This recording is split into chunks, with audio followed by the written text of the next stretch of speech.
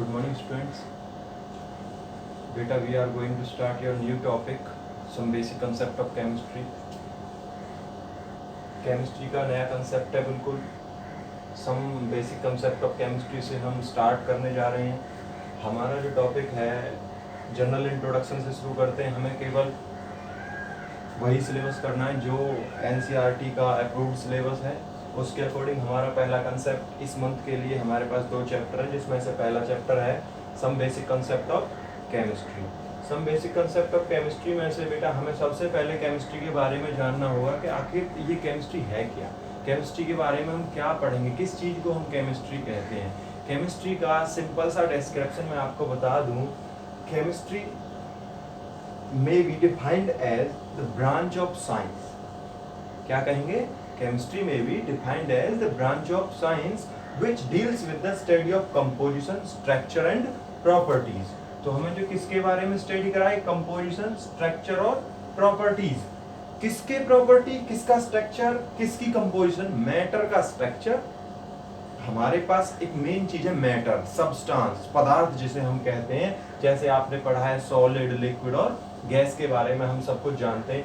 Composition, structure और property main definition जो chemistry की है, वो केमिस्ट्री की डेफिनेशन ये हमें बताएगी कि किसी मैटर का, किसी पदार्थ की कंपोजिशन क्या है, किस किस से मिलकर वो बना हुआ है, कितना सल्फेट है, कितना फॉस्फेट है, कितना कॉपर है, कितना जिंक है, कितना क्रोमियम है. यू कैन से स्ट्रक्चर क्या है इसका स्ट्रक्चर क्या है, प्रॉपर्टीज क्या है किसी मैटर की, इनका मेल्टिंग पॉइंट क्या है, फ्रीजिंग पॉइंट क्या है, डेंसिटी क्या है. तो ये सारी चीजों के बारे में जो डिस्क्रिप्शन हमें देगा वो क्या देगा? केमिस्ट्री बताएगा. इसके बाद चेंजेज विच मैटर अंडरगो, और किसी मैटर में कौन कौन से चेंज आते हैं. जैसे मैं कहूं कि कोई मैटर है और सॉलिड से ये कन्वर्ट हो गया लिक्विड में और लिक्विड से गैस में, तो अब इसकी कंडीशंस चेंज हो गई. इसका क्या हुआ? सॉलिड से लिक्विड और लिक्विड से गैस. भाई हमारे पास स्टेट है मैटर की, 3 state of matter. You can say solid, liquid और गैस. मेनली 3 स्टेट है. वैसे plasma state, super cooled liquid form हमारे पास अवेलेबल है, लेकिन हम यहाँ पर जो स्टडी करने वाले हैं वो क्या स्टडी करेंगे? सॉलिड, लिक्विड और गैस. अब हम सॉलिड से लिक्विड में, लिक्विड से गैस में, गैस से लिक्विड में, लिक्विड से सॉलिड में हम कन्वर्ट कर सकते हैं. सॉलिड से लिक्विड में कन्वर्ट करेंगे तो क्या प्रोसेस है अप्लाई करें. लिक्विड से गैस में कन्वर्ट करेंगे तो हमें क्या करना है? गैस से डायरेक्ट सॉलिड और सॉलिड से डायरेक्ट गैस, गैस से लिक्विड. तो ये सारी प्रोसेसेस कहाँ आती हैं कि इनकी स्टेट चेंज हो रही हैं, किस तरह से हो रही हैं, कौन से लॉ उन चेंजेस में काम आ रहे हैं. हमारी डेफिनेशन सिंपल हो गई, जो किसके बारे में स्टडी करे?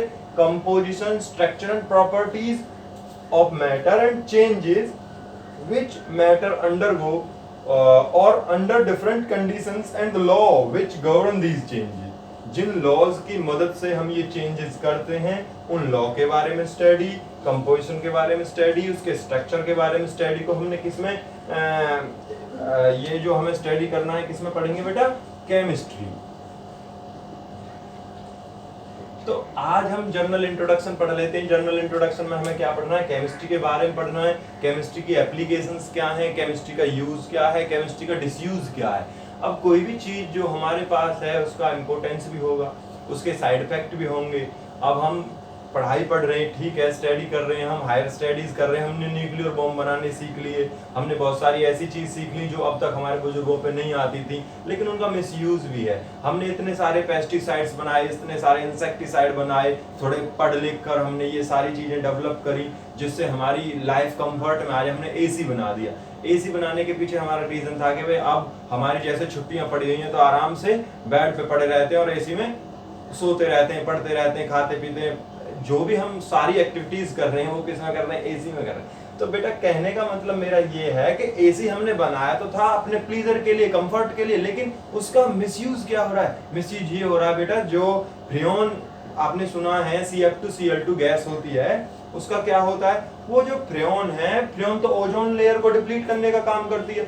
अब जब ओजोन लेयर को डिप्लीट करने का काम फ्रियोन करेगी तो वो तो साइड इफेक्ट हो गया ना उसका. हमने तो ये सोचा ही नहीं था कि इसका कोई कॉज भी होगा, लेकिन जितना ज्यादा हमने अपनी लाइफ को कंफर्ट बनाने की कोशिश की उतना ही ज्यादा हमें ये दिक्कतें भी कर रही हैं. अब देखो हमने फर्टिलाइजर्स का निर्माण किया, फर्टिलाइजर्स को बना दिया, फर्टिलाइजर्स से हमारी जो उर्वरक क्षमता है, फर्टिलिटी है, वो इंक्रीज हो रही है डे बाय डे।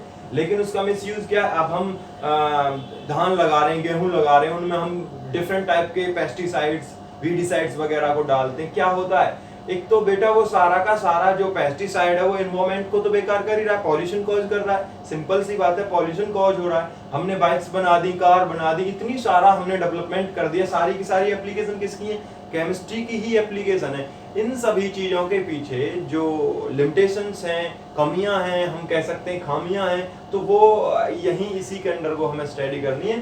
तो हमने बेटा जनरल इंट्रोडक्शन आज करना है। जनरल इंट्रोडक्शन में हमने सबसे पहला जो हमारा कंसेप्ट था वो हमारा था केमिस्ट्री।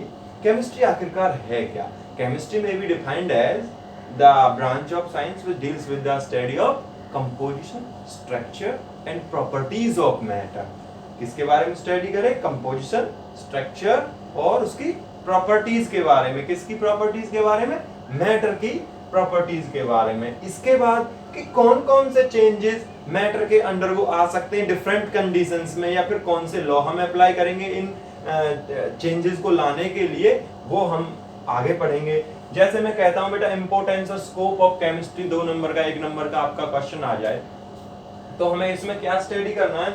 हमें इसमें स्टडी करना है सप्लाई ऑफ फूड। पहला क्वेश्चन है सप्लाई ऑफ फूड। फिर कहता है contribution of better health and sanitization और इंक्रीज द कंफर्ट। तो यहाँ पर सारे के सारे जितने भी पॉइंट्स हैं हमें इस तरह से करने हैं जो हमें एक बार देख के पता लग जाए कि भाई इसका मतलब क्या है। अब सप्लाई ऑफ फूड की अगर हम बात करें तो सप्लाई ऑफ फूड में क्या होगा बेटा? सप्लाई ऑफ फूड में हमारे पास कंडीशन आती है कि केमिस्ट्री हमारी किस तरह से मदद कर देती है सप्लाई ऑफ फूड में। तो सप्लाई ऑफ फूड में केमिस्ट्री हमारी किस तरह से मदद कर देती है? सोचो, 1 मिनट का टाइम है तुम्हारे पास सोचने का।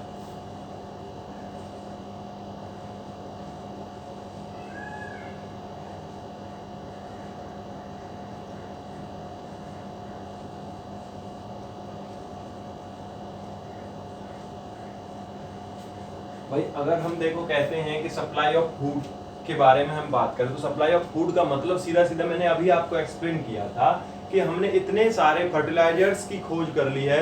हम जब गेहूं बोते हैं तो उसमें क्या डालते हैं? डीएपी डालते हैं। जब अब हमारा जो खरीफ की फसलें चली हुई हैं हम उसमें ज्वार, बाजरा, जो भी लगा रहे हैं उसमें हम क्या डाल रहे हैं बेटा? यूरिया डाल रहे हैं। पानी देते हैं फिर यूरिया डाल देते हैं। यूरिया का इंपोर्टेंस क्या है? यूरिया का फॉर्मूला क्या है? सबसे पहली बड़ी बात है, यूरिया का फॉर्मूला क्या है बेटा? हमारे पास आ गया यूरिया। हम पढ़ेंगे यूरिया को NH2CO NH2।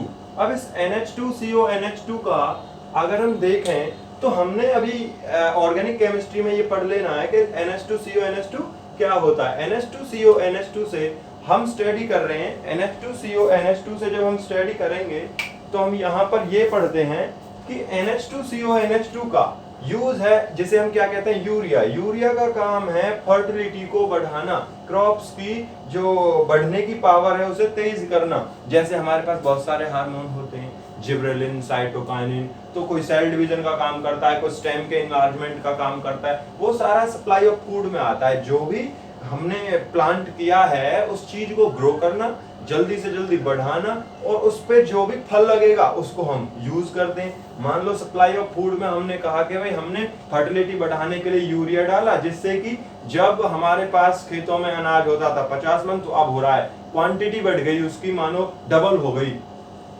जो हमारी फर्टिलिटी है वो पावर बढ़ने से क्या होगा? हमारे पास जो गेहूं की कहते हैं ना कि भाई कितना गेहूं हुआ है हमारे पास, मानो 25 मन हुआ है, 25 क्विंटल हुआ है, तो अब वो हो सकता है 30 क्विंटल हो, 40 क्विंटल हो। तो इस तरह से हमारे पास सप्लाई ऑफ फूड। दूसरी बात, प्रिजर्वेशन भी देता है। प्रिजर्वेशन कैसे देता है? जैसे हमने कोई फसल लगाई, अब कोई भी फसल हम लगा रहे हैं तो उसमें हम पेस्टिसाइड वगैरह डाल रहे हैं। पेस्टिसाइड वगैरह डालने का मतलब क्या है कि हम फसल को, हम क्रॉप्स को प्रिजर्व कर रहे हैं। प्रिजर्व किससे कर रहे हैं? पेस्ट से, वीड्स से, टिड्डी वगैरह होते हैं ना ये, तो इनसे हम क्या करते हैं बेटा? इसे हम बचाते हैं। तो ये हमारे पास सप्लाई ऑफ फूड में आ गया। दूसरा कहता है contribution of better health and sanitization. अब बेटा बेटर हेल्थ और सैनिटाइजेशन का मतलब क्या है? सैनिटाइजेशन से आप लोग बहुत जल्दी समझ जाओगे कि भाई जितने भी हमारे पास केमिकल सब्सटेंस हैं, जितने भी हमारे पास केमिकल सब्सटेंस हैं, हम इनका यूज किस तरह से करते हैं, किस तरह से अपनी हेल्थ को इम्प्रूवमेंट के लिए इन्हें यूज करते हैं। अगर हम देखें तो हमारे पास कंट्रीब्यूशन ऑफ बेटर हेल्थ और सैनिटाइजेशन में हमारे पास बहुत सारी डिसीज हैं। जैसे किसी को मानो पेन हो गया, किसी को एसिडिटी हो गई, तो बेटा इन सारी चीजों को, किसी को डिप्रेशन हो गया, ठीक है, अब इन सभी चीजों से हमें रिलैक्स करने के लिए हमें केमिकल सब्सटेंस लेने पड़ते हैं, मेडिसिन लेनी पड़ती है। वो मेडिसिन हमारे लिए क्या करती है, बेटर हेल्थ दे रही है। पहले जो ऐसा टाइम था कभी मेडिसिन हमारे पास अवेलेबल नहीं थी तो बहुत ज्यादा डेथ रेट था, लेकिन अब डेथ रेट, अब देखो कोरोना चला हुआ, कोरोना में क्या कर रहे हैं बेटा, हम जैसे ही कोई हमें पॉजिटिव केस मिलता है तो उसका सही हम उसे डायरेक्ट हॉस्पिटल में भी ले जा रहे हैं, वहां भी उसका जैसा भी उपचार किया जा रहा है, उससे हमें क्या है, यहाँ पेन और एसिडिटी के बारे में भी मान लो मैं बात करूँ, डिफरेंट टाइप ऑफ डिसीज है, कैंसर हो गया, ट्यूबरकुलोसिस हो गया, बहुत सारी हमारे पास मेडिसिन तैयार करी गई हैं जिनसे हम टाइफाइड से बच सकते हैं, निमोनिया से बच सकते हैं। जैसे तुमने पेनिसिलिन सुना होगा, फर्स्ट एंटीबायोटिक है। हमारे पास बहुत सारे एंटीबायोटिक, बहुत सारे एंटीसेप्टिक, ठीक है बेटा।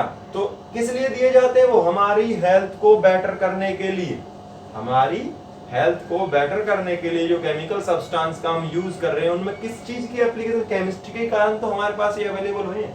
हमें केमिस्ट्री ने इतना सब कुछ दे दिया है कि हमारी लाइफ को इतना आसान बना दिया है। हमारे सर में दर्द है, हमने एक गोली ली और हमने आराम, कंफर्ट फील किया और आराम से सो गए, तो इतना भी बना दिया, लेकिन साइड इफेक्ट हर चीज का है। दूसरा, सेविंग द एनवायरनमेंट। एनवायरनमेंट को कैसे सेव कर रहे हैं बेटा, एनवायरनमेंट को सेव करने के पीछे सोचो क्या हो सकता है। एनवायरनमेंट को कैसे सेव करेंगे भैया, किस तरह से एनवायरनमेंट को सेव कर रहे हैं।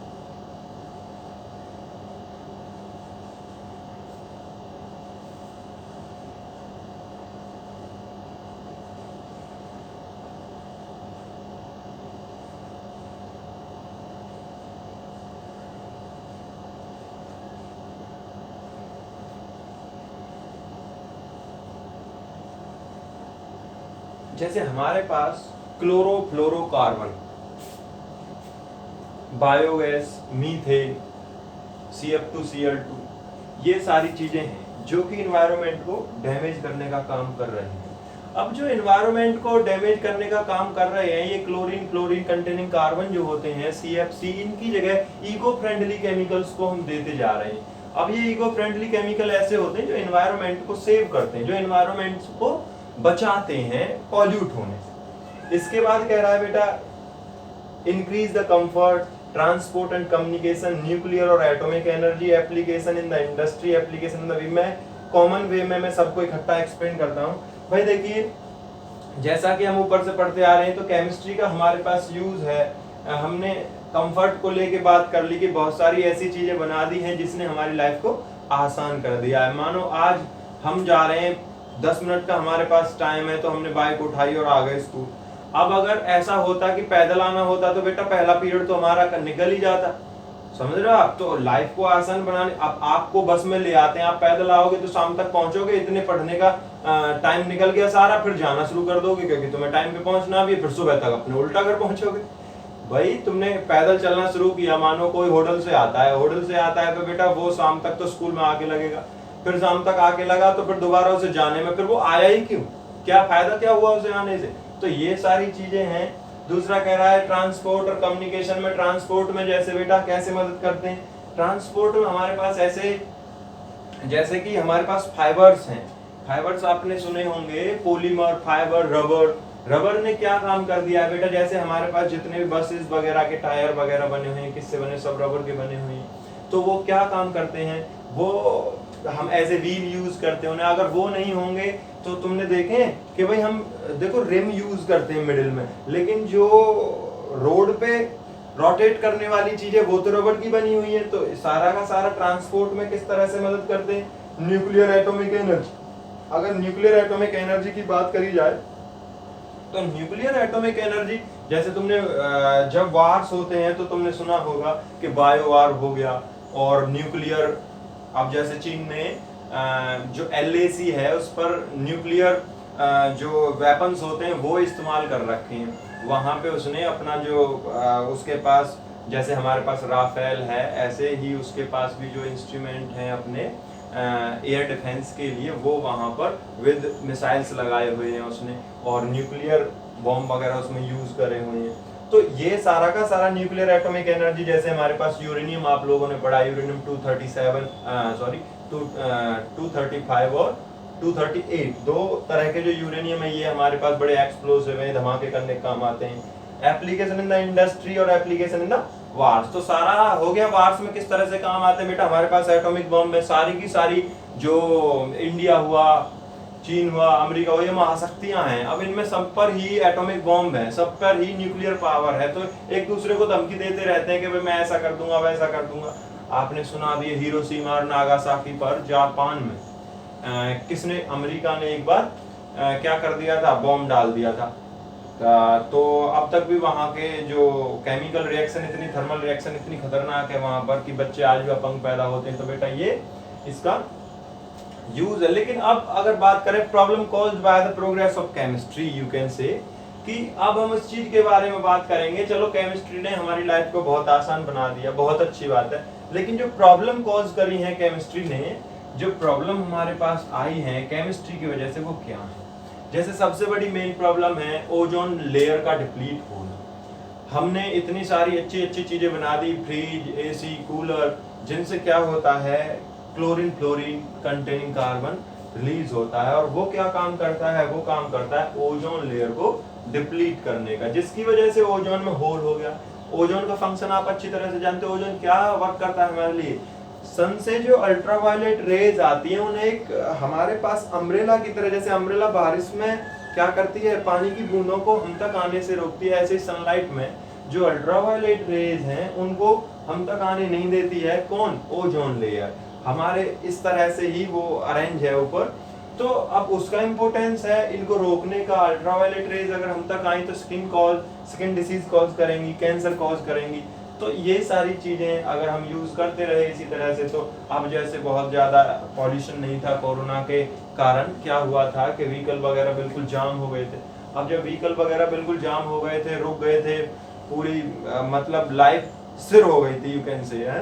तो अब यहाँ पर बड़ा डिफरेंस आया, एनवायरनमेंट बहुत अच्छा हो गया है, बहुत से नए जीवों की फॉर्मेशन हो गई है। तो ये सारी चीजें हैं जिनकी वजह से हमारे एनवायरनमेंट को मदद मिलती है। ये जितना भी सारा कुछ है, ये पॉल्यूशन प्रॉब्लम तो करते ही करते हैं बेटा, जितने पेस्टिसाइड्स वगैरह हैं।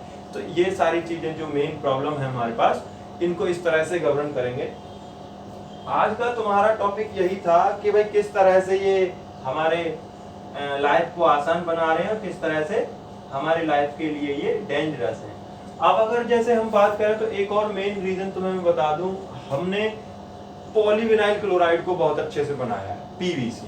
पॉलीविनाइल क्लोराइड जो है बेटा, उसकी फॉर्मेशन कर तो दी, लेकिन बायोडिग्रेडेबल पॉलीमर भी है, कुछ नॉन बायोडिग्रेडेबल पॉलीमर भी है। अगर मैं बायोडिग्रेडेबल पॉलीमर्स की बात करूं, बायोडिग्रेडेबल, अब बायोडिग्रेडेबल जो है वो तो गल जाते हैं, जैसे कागज है हमारे पास, कुछ बायोडिग्रेडेबल पॉलीमर भी हैं जैसे PHBV, पॉलीहाइड्रोक्सीब्यूटेरेट वैलरेट, तो ये तो गल जाते हैं। लेकिन अब नायलॉन की मैं बात करूं, तुम्हारा पॉलीथीन की बात करूं, तो पॉलीथीन, नायलॉन, ये कैसे पॉलीमर है, ये ऐसे पॉलीमर है बेटा कि ये गलते नहीं है। 10 साल 5 साल में भी ये एज इट इज निकलेंगे। तो ये क्या कॉज करेंगे, हमारी फर्टिलिटी को कम करते हैं भूमि में, और ये पॉल्यूशन कॉज करेंगे। अगर कोई पशु इन्हें अपने अंदर ले गया तो उसे डैमेज करेंगे।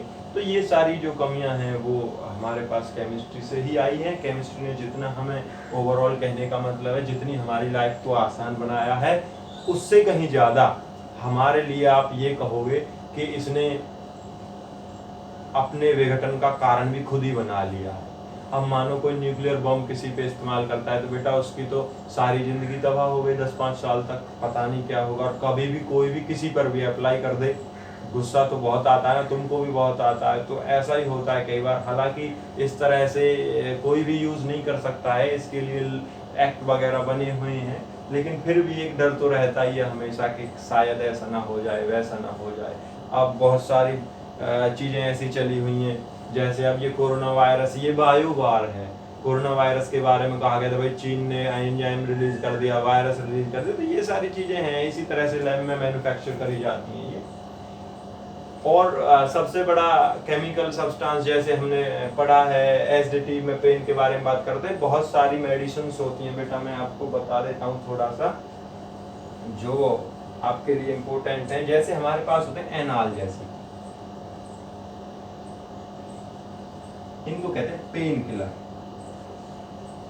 आपने कभी भी मेडिसिन जब लेनी है तो आप कहते हो भाई पैरासीटामोल दे दे या फिर सिर्फेक्सेराडोन दे दे, डिस्प्रिन दे दे, उसके पीछे देखोगे उस पे लिखा हुआ मिलेगा आपको एनाल्जेसिक। एनाल्जेसिक का मतलब होता है ये पेन किलर है, ये पेन किल करने वाला सॉल्ट कंटेन करते हैं। जैसे आपको दिखेगा एंटी फर्टिलिटी ड्रग, क्या होती है anti fertility drug, which cause, कह सकते हैं भाई हमारे पास एनाल्जेसिक तो हो गए, pain killer, anti fertility drug क्या हो गई, एंटी फर्टिलिटी ड्रग बेटा होती हैं which can check the pregnancy in the woman. तो जो एंटी फर्टिलिटी ड्रग है वो हमारे पास बहुत सारी है, नॉरेथिंड्रोन है, माइपस्टोन वगैरह है, उनके पीछे आप देखोगे। दूसरा हमारे पास anti allergic drug, antihistamine drug, जैसे हमें क्या होता है बेटा कई बार कुछ लोगों को स्नीजिंग वगैरह होना स्टार्ट हो जाती है, कुछ लोगों को ऐसी परेशानी होती है छींक आनी शुरू हो जाती है, जैसे बाजार में गए उनको कुछ इस तरह की रिएक्शन होती है, एलर्जी होती है, तो उनको जैसे डस्टिंग हो रही है कहीं पर तो डस्टिंग से उसको छींकें आनी शुरू हो जाती है, तो ये एंटी हिस्टामाइन ड्रग होती हैं जिनसे एलर्जी को कम किया जा सकता है। दूसरा आपके पास एंटी डिप्रेसेंट ड्रग है, जैसे क्या हुआ भाई हमें उम्मीद है अपने बच्चों से कि भाई 100% का बच्चा है हमारा इतने मार्क्स लाएगा, क्या होता है उसका पेपर किसी कारण से नहीं हो पाता है, अब वो पूरे जब तक रिजल्ट आता है जब तक डिप्रेशन होता है, यार हमारे सर क्या सोचेंगे, पेरेंट्स क्या सोचेंगे, हमारे ऊपर इतना विश्वास किया था उन्होंने, अब क्या होगा। कई बार तुमने एक मूवी देखी होगी छिछोरे, उसमें ऊपर से छलांग लगा देता है, वो जंप लगा देता है, तो ये सारी चीजें क्या है बेटा, इनको कम करने के लिए मेडिसिन आती है। अब जैसे सुशांत सिंह राजपूत का ही केस ले लेते हैं, उसमें कह रहे हैं उसने भाई ये सुसाइड किया है और उसमें क्या हुआ वो एंटी डिप्रेसेंट ड्रग भी लेता था, डिप्रेशन में उसने अपना आत्महत्या कर ली। लेकिन ये एंटी डिप्रेसेंट ड्रग बनी कहाँ से, हमें सुशांत सिंह की बात ना करके मैं आपको कहाँ पहुंचा रहा हूँ, एंटी डिप्रेसेंट ड्रग जो डिप्रेशन को कम करें, जो फटीग को कम करें, जो मेंटल स्ट्रेस को कम करें। तो ये सारी चीजें किसने बनाई हैं, ये हम केमिस्ट्री के अंडर को पढ़ेंगे बेटा। आज के लिए मैं आपको इतना इंट्रोडक्शन देता हूँ, इसके जो आपको मैं असाइनमेंट वगैरह प्रोवाइड करूँगा ये मैं आपको कल देता हूँ, और इसको आपको एक बार बुक से स्टडी करना है।